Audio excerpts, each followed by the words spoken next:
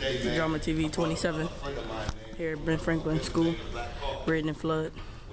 Speaking to the kids about law. Tell y'all the importance of your laws and stuff that may affect you as you get older, and your legislation, and why you should pay attention to what's going on in the world. And you may know a little bit more because you really focus on some journey. This past weekend we was down at the Million-Man March. So we definitely, in the slogan, like Coach Dukes was telling you, was about justice or else. So this is a branch of justice where he can show you and explain to you how you can get into making your own laws and pushing them.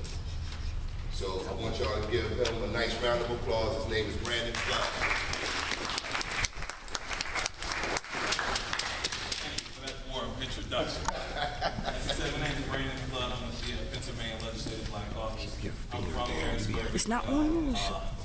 First and foremost, let me tell you a little bit about what our caucus does, because it's not just you guys that may be somewhat unfamiliar with what we do, but also a lot of adults. And that's part of, that's another aspect of what we're doing, is to create further awareness about what we do, to let people know that when it comes to those that are crafting, the laws of the Commonwealth, that it's not just someone who doesn't look like you. Although the title of our caucus is Pennsylvania Black Caucus, I see that we have, at least outwardly, we at least have maybe one or two Latino youth here. We also have 2 Latino members, and we also have an Asian American member, Patty Kim, who likely is you guys' state representative. She's also a member. We're actually looking at possibly changing the name of that caucus to make it more inclusive, because what we're all about is diversity and inclusion, and that starts with your name. People identify with you by what you call yourself as. So that's something that we're looking to do. As I mentioned, our caucus is comprised of 23 state legislators, 19 House members, 4 Senate members. There's 2 chambers to the legislature. There's a House of Representatives that you may have heard, and even the federal level the same, and then there's a Senate. So those 2 chambers make up the legislature, which is 253 members. Like I said, we had 23 members out of that 250, so that's a little less than 10%. It's about maybe 9%, 8 or 9, but that 8 or 9% wields a lot of influence there. When there's bills that may potentially affect how we penalize those who commit crimes, or how where people are housed and how much they pay in taxes, it's good to be able to have a voice in the room with folks that look like you and that represent your interests. So that's that's mostly what we do, is to represent you guys' interests. And I say you guys because I'm not just meaning, I don't just mean your parents. Probably all of you here are under 18, so you can't vote. But your legislator, like I said, who is likely Patty Kim, that's her job. Her job is to listen to you guys and to get those ideas of what needs to be reformed, what changes need to happen. The legislators aren't the ones that should be coming up with the ideas. It's the people that they serve. So you guys play a big part in that. I don't know how actively you've been engaged, but I know that's something that Patty said that she wants to do more of, and engage the youth to see more of what she should be doing. And like I said, just because you guys are not yet adults, you still have a voice. You still can contact your state legislator. I don't know how closely you guys follow politics, either nationally or local, but you guys do have a voice. Part of the reason you're coming here tonight is to drive that point home. So beyond Patty Kim, even though most of our members are based out of Philadelphia, we have 2 members from Western PA and Pittsburgh. We're still here to service you guys. I know Patty Kim's only one person, and I'm sure she's being flooded with calls and requests. So it's good to be able to rely upon, more than close to 24 other legislators that can help you. As Ma had mentioned, primarily what we do is craft law and policy. A lot of what we do, a lot of the reforms that we try to bring about can be done through the legislative process. And I'll give you a quick rundown of what that legislative process looks like. Usually what happens is a legislator has an idea for a bill, they provide notice that they intend to introduce legislation. It's usually done in the form of a sponsorship memo saying Brandon intends to raise the minimum wage to $20 an hour. What happens is that bill gets assigned to what's called a standing committee. There's 27 standing committees. They're categorized by subject. So that bill goes to that committee. Ultimately, that committee discusses that bill, and then that bill is reported out of committee, which it's voted on either the House or the Senate chamber. So it has to go through two chambers, both the House, then the Senate, and then it goes to the governor's office to be signed. Last I remember, the total number of bills that are introduced each session is over 4,000. However, the total number that are ultimately signed into law are a little more than 200. So, not really good averages. So certainly, I guess the role that we play is to kind of be able to shape that policy as it makes it through that legislative channel. Let me ask you guys, I'll take it off of me. Any of you guys, I guess, either interested in politics, following politics, or wish to pursue a career in politics at some point in time? Anybody? Yeah. Don't raise your hands all at once. Just real quick, y'all. So I know this some of it may seem foreign to you, right? But how many of y'all know about Trayvon Martin? You know what the law was that allowed George Zimmerman to walk? It was called Stand Your Ground law. See, you have to be aware of these laws because some of these laws can cause you to lose your life, lose your freedom. So you have to start paying attention at this age. Not saying that you got to become president and all that stuff, you know, but you need to pay attention to these laws that can affect your lives in a horrible way. You also can create some that can affect you in a positive way. So what he's explaining to you is, you know, some of the interactions that go on from a bill, and then it starts out as a... Yeah, that's actually a good segue. So I asked how many of you guys were interested in following politics. So to piggyback off of mine, and this is where our caucus comes into play. Most of our legislators, which tend to be older white men from kind of suburban or rural areas, they can't really relate to being profiled, racially profiled. So through their lens, they're just seeing it, and they base what they introduce and what bills they push off of their own experiences.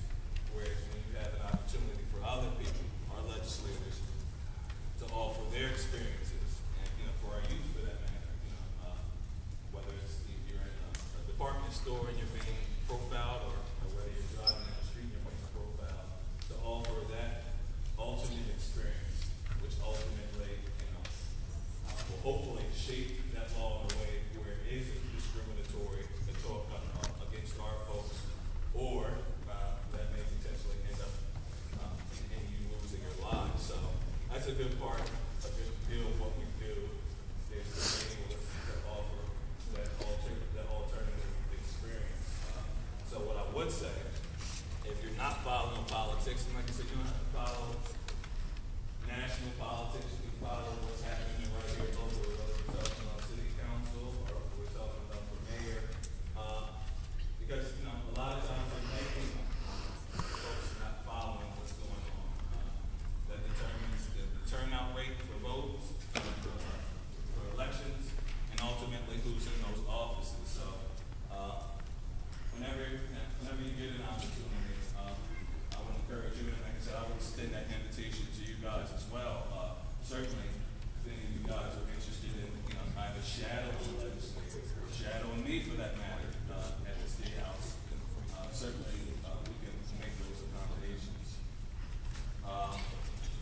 D.R.A.M.A TV 27, Juan A. Jones recording here at Ben Franklin School.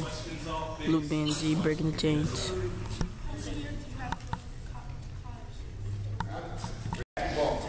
D.R.A.M.A TV 27, Mr. Kevin Dolphin, founder of Breaking the Chains, talking to the kids. Speak up so the younger ones can hear you. You don't know? What does irrational mean? That's part of it. What does it mean? Not rational.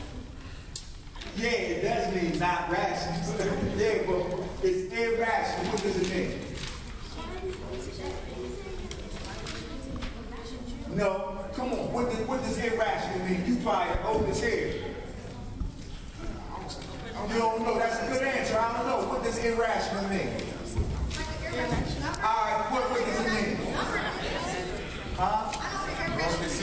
That's right. It's like, hold on. Come here, boys. Get up. Now, this little guy right here be giving me the most problems out of all y'all. And he got it right. It's not real. Irrational means, as a whole, it's not real. Go sit back down. It means when you start to think about things and you make yourself believe things that are really not. Now I'm getting ready to read it to you. This is important because this is what y'all will deal with in life. Our thoughts influence our feelings. If you think you bad, how you gonna act? So your thoughts influence your feelings, right? If you think you good, how you gonna act?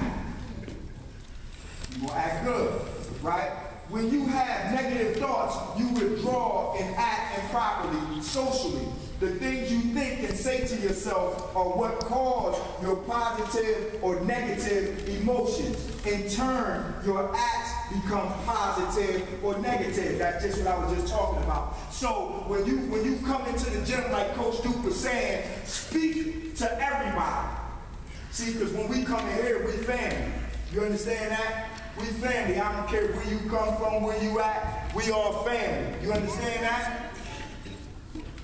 Okay. So now, as you come in here, when you start to speak, how you doing? Shake my hand. Give me a pen. Give me a pen. Okay, that's good. So now, when you do that, it starts to make you feel good. You start to feel better about yourself. So when you greet everybody, that's how you feel. Give me a pen. That's how you feel. All right. Unreasonable or irrational thoughts make you severely anxious, depressed, self-hating, enraged, or pessimistic about anything. Pessimistic means like you're negative. You have negative thoughts. Okay. You are what you think. What does that mean? You are what you think.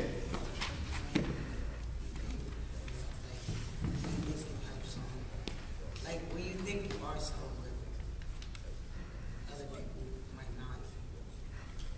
That's good.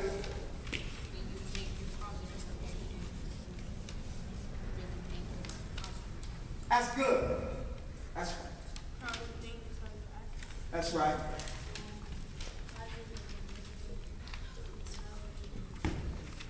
That's right. Come on, one of y'all older kids. Tell me what that means. You are what you think. One of y'all. No, one of them. You don't know? No, hold on. I want to. You don't know? You are what you think. What's that shirt you got on? We gave you that shirt when we did that shirt. Last basketball season, right? When we gave you that shirt, what did we tell you?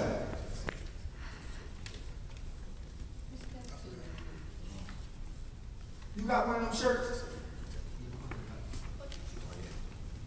I'm gonna start penalizing y'all. You got one of them shirts too, don't you? You want us to say it? No, I just said when that shirt says Kings, right? When you put that shirt on, you are a what? You are a king. So what you think you are, that's what you are.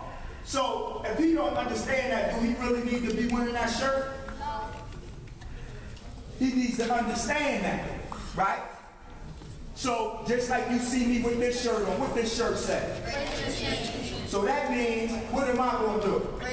I'm going to break the chains, right? That's why we got y'all here today, to break these chains. All that nonsense that's going on out there in the streets, like we told y'all before, Coach Duke, Mr. Richard, Lamont, Mr. Brian, D.R.A.M.A Mr. TV Tony, 27. all of us been places BNG where we breaking don't the want chains y'all to at know. Ben Franklin School. And some of our friends even